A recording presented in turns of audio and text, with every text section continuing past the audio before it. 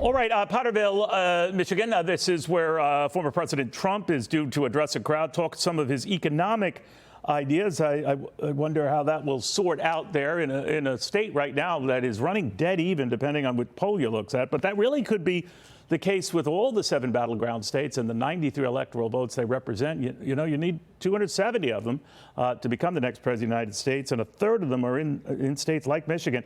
Congresswoman Nancy Mace, kind enough to join us from South Carolina. Congresswoman, good to have you back. Good to see you, Neil, as always. You know, we were talking before, Congresswoman, about the role gender plays in watching a debate, in watching each candidate's demeanor toward the other.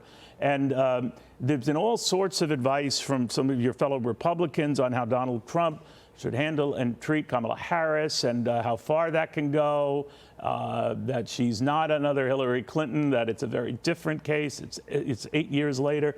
How do you feel about this whole gender thing? Because again and again, I was raising with our last panel, Congresswoman, men do react differently than women and vice versa, particularly if there are attack lines back and forth. Right. Well, I'm a woman who's broken a number of glass ceilings over my career, and I understand firsthand, you know, what that means. But I'm voting for Donald Trump because I am a woman, and nothing says, you know, I'm a woman, hear me roar, like having your first national interview sit down with a man by your side. This is an interview for the leader of the free world, and so, you know, as a woman, I want to vote for someone who's going to protect women like me who are survivors of rape. I want to vote for someone who's going to protect children who are victims of incest, like Donald Trump will. I want to make sure that single moms like I am can afford their groceries and their gas when they're trying to put food on the table for their kids.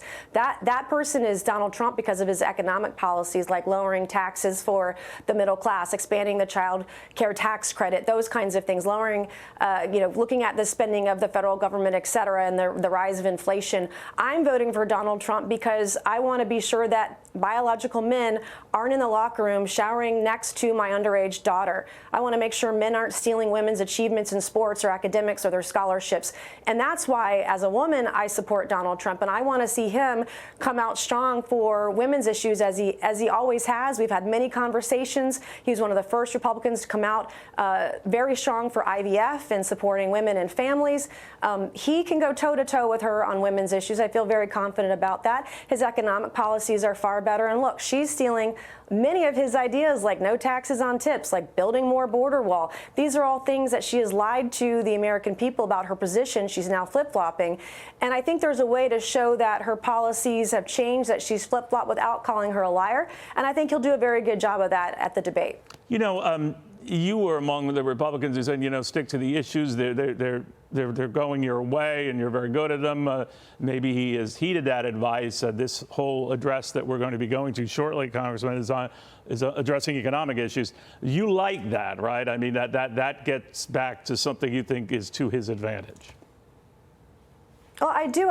Look at his policies, and look how many policies has she now stolen from his website, and she's going to continue to do that because she knows the policies of the Biden-Harris administration have failed the American people. This is a woman who was supposed to take care of Mexico and the Northern Triangle and the southern border and failed miserably. This is someone who is okay with the changes to Title IX that would allow biological men to take away women's achievements in sports, to take away their scholarships.